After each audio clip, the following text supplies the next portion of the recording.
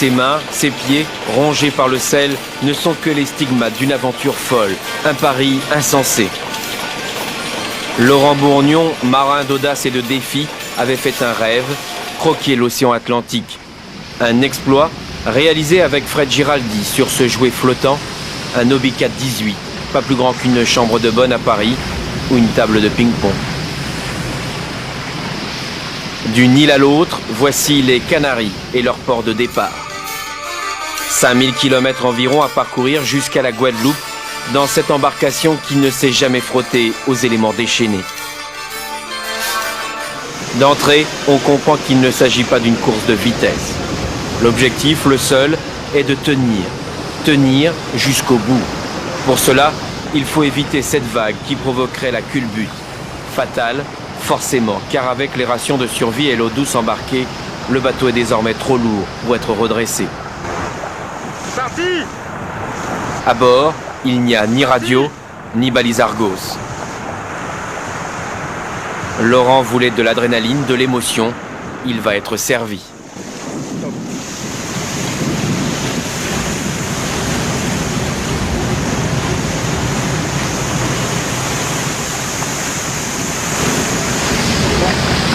Programme de la soirée et de la nuit, baston. Top.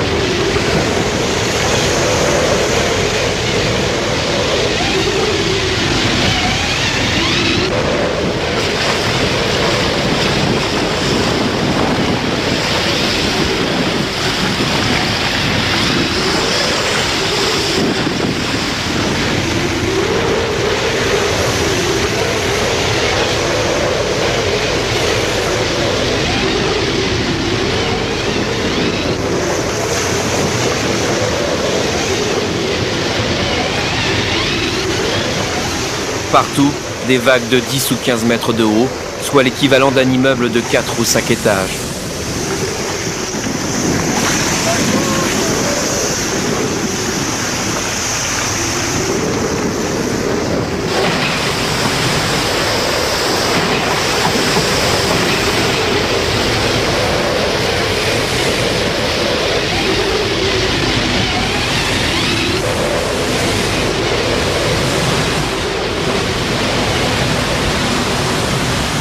On est combien là? Le 6 novembre.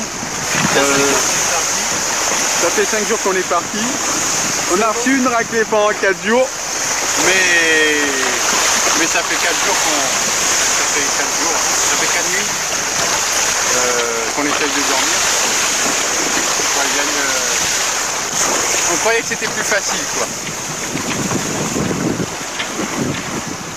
Frédéric et Laurent ne seront pas les seuls à subir cette terrible dépression. Sur des bateaux bien plus grands, bien plus confortables, les concurrents de la route du Rhum ont souffert aussi.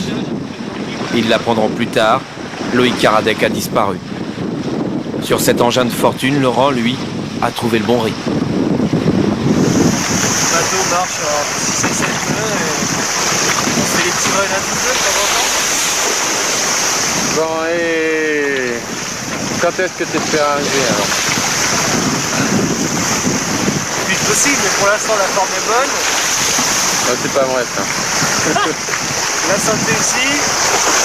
Bon, la bouffe, ça va bien aussi. On a d'eau, c'est pas bien. Au menu ce soir. Alors, ce soir, on va faire un petit galet fermé avec... Non, bois de vieux campeurs ce soir auto-chauffant. Hein? Bois de vieux campeurs auto-chauffant ce soir. Ah ouais. Ah oh putain, un luxe ce soir. Ouais. Boîte auto-chauffante de 10 campeurs avec une brandade de morue, ça va être long. Brandade de morue ou aileron de requin, à moins que les rôles ne soient inversés.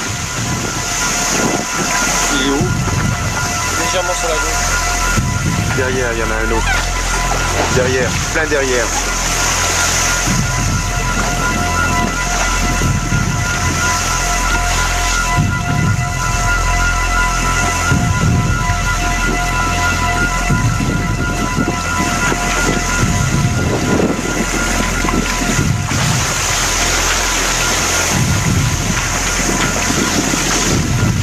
Fais gaffe à la barre de pas nous retourner quand même.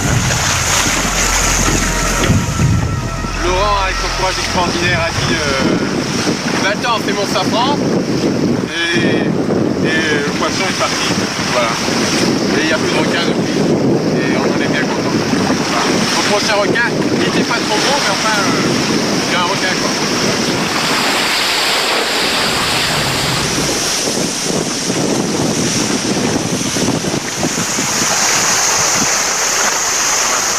Premier poisson volant atterri sur l'eau du Tiac. Ça va faire l'occasion d'un repas de pêche. Voilà, au barreur, à la santé du barreur. Une fraîche poisson. Cette traversée est loin d'être une sinécure. Avec la fatigue, le stress et l'humidité, Frédéric a des hallucinations, des histoires à dormir debout. Il croit voir des avions et des marteaux-piqueurs qui lui perforent le cerveau. En fait, il n'a qu'une hâte, arriver au plus vite, quitter cet enfer.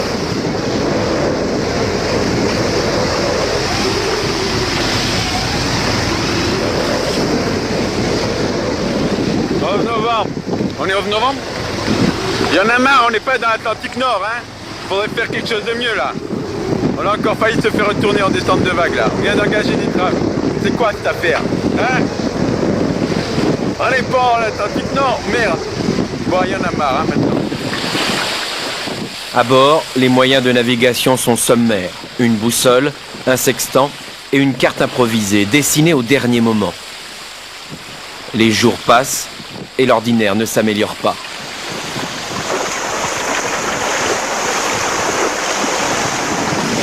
Commençons par le ration de survie, qui est un peu notre élément de base. Alors, qui est formé de biscuits vitaminés, que voici. Voilà, il y a 4 biscuits là-dedans. Et de petits trucs au glucose, que voici, des tablettes de glucose, que voici. Voilà. En gros ici, vous avez le repas de midi. Voilà. Si ça peut vous intéresser. Le café n'est pas compris. Hein. Bon, voilà. Entre autres, à part ça, nous avons des tablettes d'amandes qu'on mange un peu entre les quarts. Et des petites galettes qui sont un peu la baguette du bord. Voilà. C'est assez agréable parce que c'est le seul truc qui est croquant à bord et qui donne envie de manger en fait. 10, 15, 20 jours et autant de nuits à ce rythme, coincés dans ce catamaran transformé en lessiveuse. Aspergés 24 heures sur 24, ballottés, rongés par le sel en proie aux pires angoisses, ils auraient pu mourir ou perdre la raison. Mais Laurent a toujours ce sourire aux lèvres.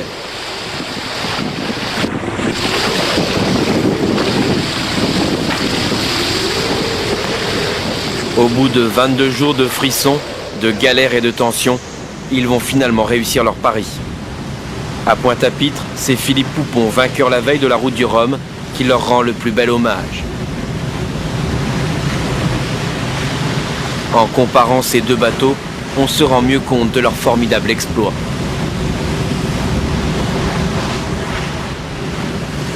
Ce jour-là, Laurent trouvait bien le trimaran de Poupon trop inhumain, mais on se disait déjà qu'un jour il pourrait lui aussi goûter aux vapeurs du Rhum. De fait, Laurent n'admet pas les temps morts. Il grille les